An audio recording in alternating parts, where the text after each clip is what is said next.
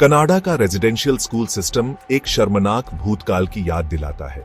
यह एक ऐसा अध्याय है जिसे भुलाना मुश्किल है, क्योंकि इसने अनगिनत जिंदगियों को प्रभावित किया है और आज भी इसके प्रभाव महसूस किए जा सकते हैं।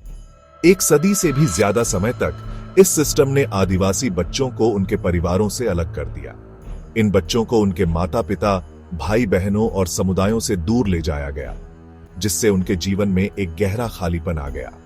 इसका मकसद था उनकी संस्कृति को मिटाना और उन्हें कनेडियन समाज में मिला देना।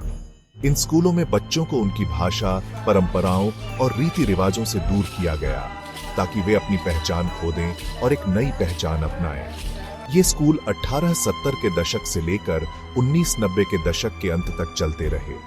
इस लंबे समय के दौरान कई पीढ़ियों ने इस दर्दनाक अनुभव को सहा और इसके परिणाम स्वरूप उनकी सांस्कृतिक धरोहर को भारी नुकसान हुआ। आखिरी स्कूल 1996 में बंद हुआ, लेकिन इसका मतलब यह नहीं कि इसके घाव भर गए। इसके बंद होने के बाद भी इसके प्रभाव और दर्द आज भी महसूस किए जाते हैं। रेजिडेंशियल स्कूलों के अंदर का जीवन कठोर, सख्त और अक्सर हिंसक था। इन स्कूलों का मुख्य उद्देश्य बच्चों को उनकी संस्कृति और पहचान से दूर करना था। बच्चों को उनके परिवारों से अलग कर दिया जाता था और उन्हें एक ऐसी जगह पर भेजा जाता था जहां वे पूरी तरह से अलग थलग महसूस करते थे। बच्चों को कड़ी सजा दी जाती थी, जबरदस्ती काम कराया जाता था और उन्हें उनके परिवारों और समुदायों से पूरी तरह अलग कर दिया जाता था। सजा के तौर पर उन्हें घंटों तक खड़ा रखा जाता था, भूखा रखा जाता था और कभी कभी तो शारीरिक हिंसा का भी सामना करना पड़ता था। स्कूल पहुंचने पर बच्चों के कपड़े, खिलौने और संस्कृति से जुड़ी सभी चीजें छीन ली जाती थीं। उनके पास जो भी चीजें होती थीं, वे उनसे छीन ली जाती थीं, ताकि वे अपनी पुरानी जिंदगी को भूल जाएं।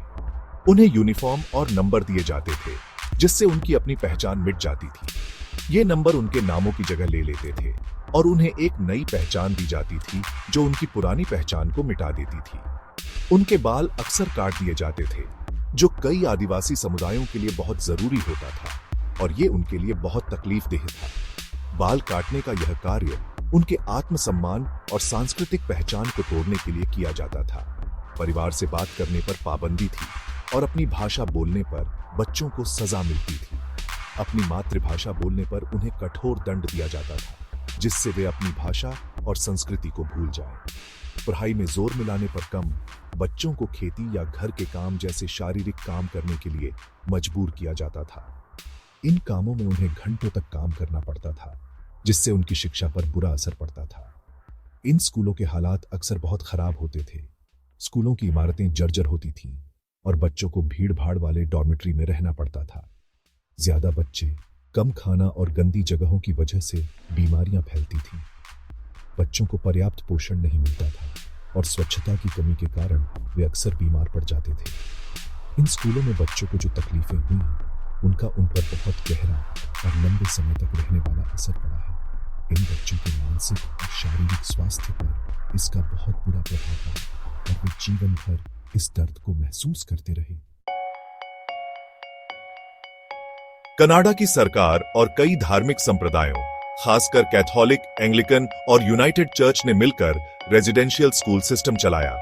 सरकार ने पैसा दिया और स्कूलों के लिए कानूनी ढांचा बनाया, जिससे यह प्रणाली स्थापित हो सकी।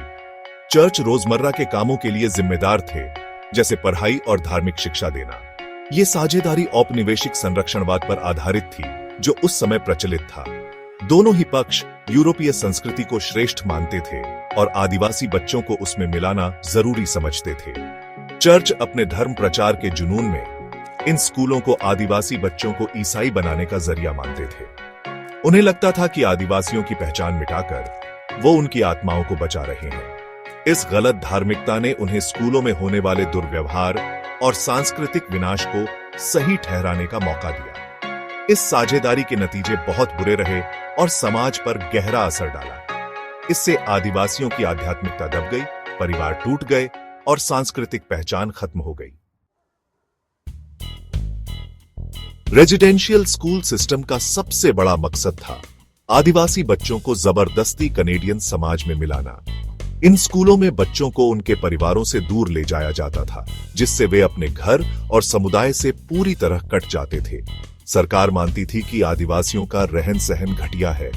वे यह सोचते थे कि आदिवासी लोग सभ्य नहीं हैं और उन्हें सभ्य बनाने के लिए उनके जीवन के हर पहलू को बदलना जरूरी है।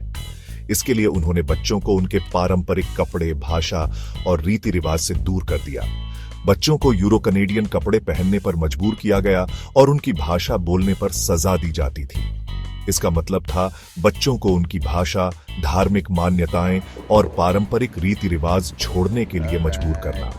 उन्हें ईसाई धर्म अपनाने पर मजबूर किया गया और उनके पारंपरिक धार्मिक विश्वासों को बुराई के रूप में देखा गया। इसके पीछे ये सोच थी कि आदिवासियों को कनेडियन समाज में घुलना ही पड़ेगा, तभी वो बच पाएंगे।